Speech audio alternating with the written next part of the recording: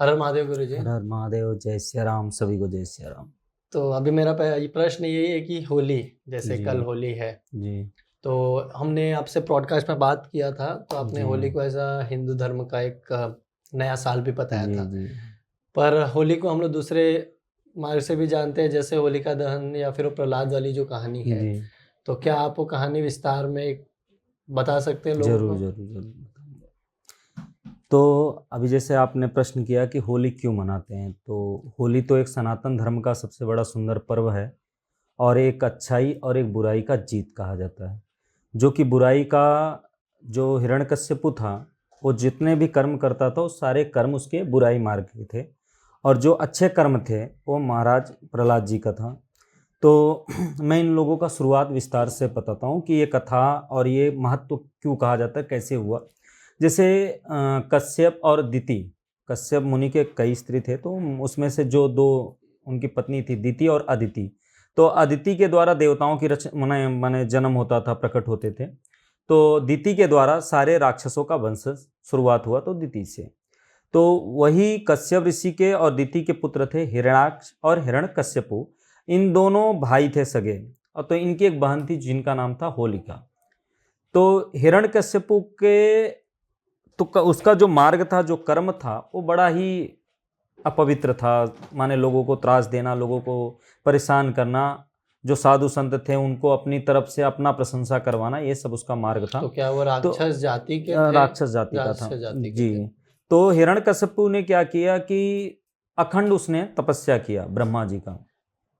तो उस समय देवताओं को लगा कि अगर ये हिरण्यकश्यपु जब तपस्या कर रहा है, अगर इसको वरदान अगर कुछ मिल गया, तो देवताओं के अंदर तो लोभ की थोड़ा भावना रहती थी। देवराज इंद्र का मतलब क्या, जो भी कोई तपस्या, कोई भजन पूजा पूजा पाठ करता था, तो देवराज इंद्र को लगता था कि ये मेरे सिंहासन पाने के लिए ही तपस्या करता है।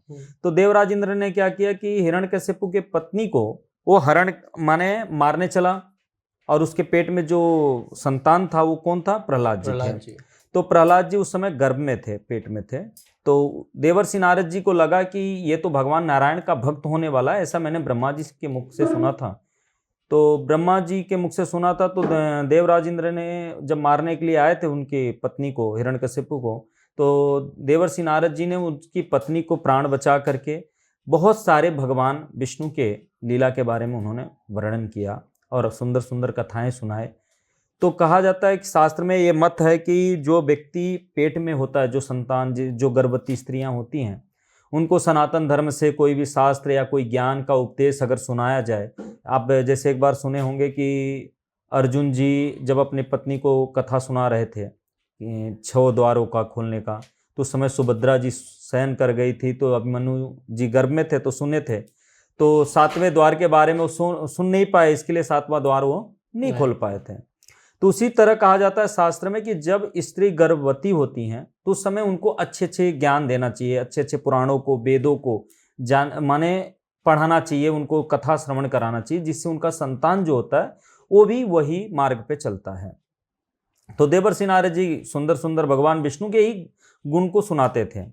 तो धीरे धीरे जब वो संतान का जन्म हुआ, तो उसका नाम प्रहलाद रखा गया। तब से वो गर्भ से ही वो भगवान विष्णु का परम भक्त बन गया। धीरे धीरे वो बढ़ता गया। जब हिरण्यकश्यपु आया, तो अपने प्रहलाद को पाकर, अपने पत्नी को पाकर बड़ा ही प्रसन्न था। धीरे धीरे वो अपना राज्य शासन करता रहता था। तो उसके राज्य में अनेकों साधु संतों को त्रास देता था। जितने भी धर्म कर्म होते थे, वो सारे धर्म कर्म में हमेशा अधर्म ही बढ़ा के रखता था। तो वह अपने नाम की प्रशंसा करवाता था, लोगों से कहता था कि ये जगत में सबका भगवान मैं हूँ। मेरे द्वारा अग्नि चलेगा, मेरे द्वारा वायु चलेगी, मेरे द्वारा सूर्य जो है प्रकाश देंगे, तो मेरे ही द्वारा चलेगा सब। क्योंकि सारे देवता भयभीत हो गए, क्योंकि सारे देवताओं को उसने जीत लिया था, तीनों लोक का वो स्वामी बन बैठा था। तब धीरे धीरे जब प्रहलाद का बच्चा माने बचपना जब धीरे धीरे 5 वर्ष 6 वर्ष हुआ, तो उसने शिक्षा के लिए अपने गुरु के पास भेजा था। तो उसका जो गुरु था वो राक्षसों का माने हिरण्यकश्यपु के बारे में ही वो प्रशंसा की व्याख्यान करवाता था कि हमारे भगवान हिरण्यकश्यपु हैं, जो यही भगवान है, यही लोगों को जीवन देते हैं, यही लोगों को पालन करते हैं, अनेकों यही चीज़ वो सिखाया था।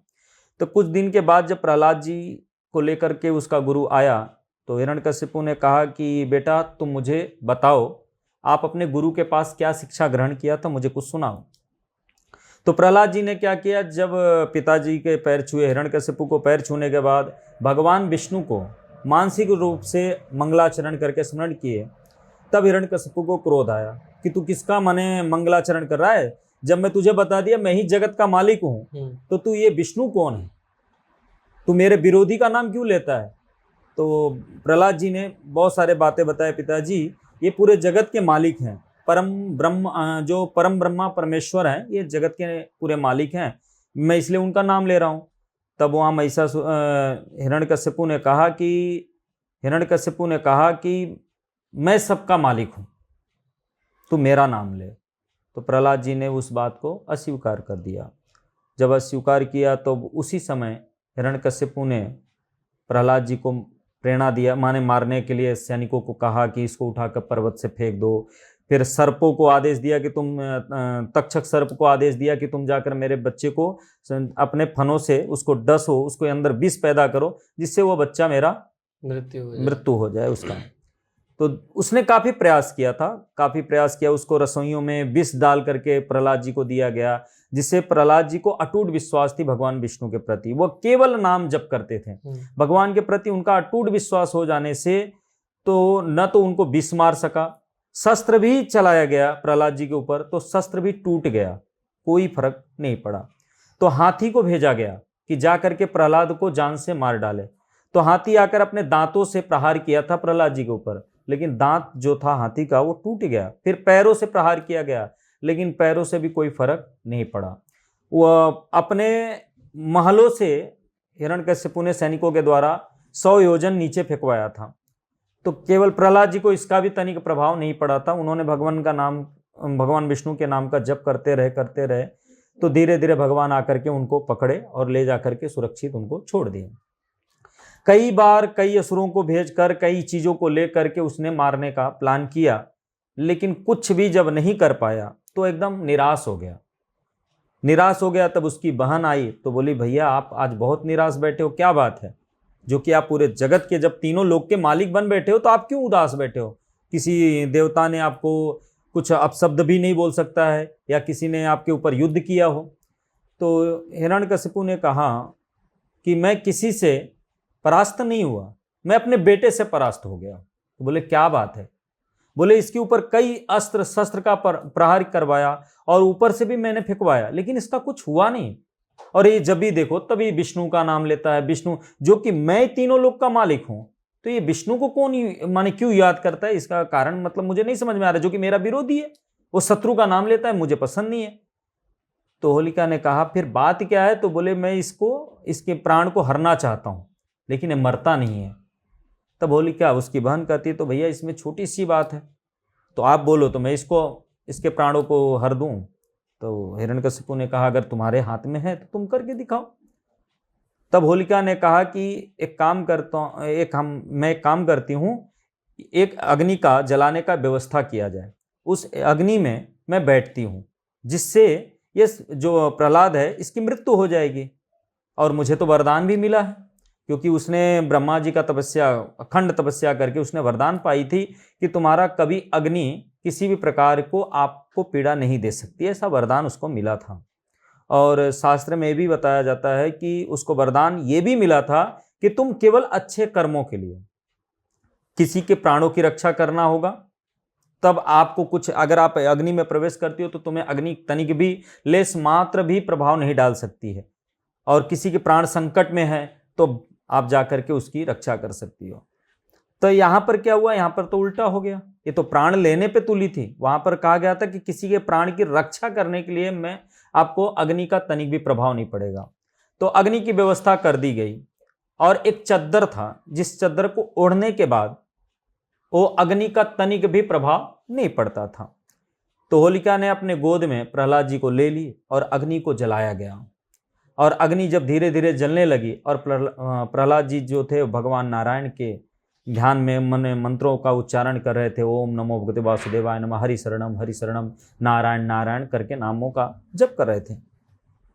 जब करते गए तो धीरे धीरे अग्नि का जो तेज था वो बढ़ते गया, और जब अग्नि ज्यादा ही प्रज्वलित होकर माने इतना तेज जलने लगी, तो जो चादर लेकर के होलिका बैठी थी वह चादर उड़ करके प्रहलाद जी के ऊपर आ गया।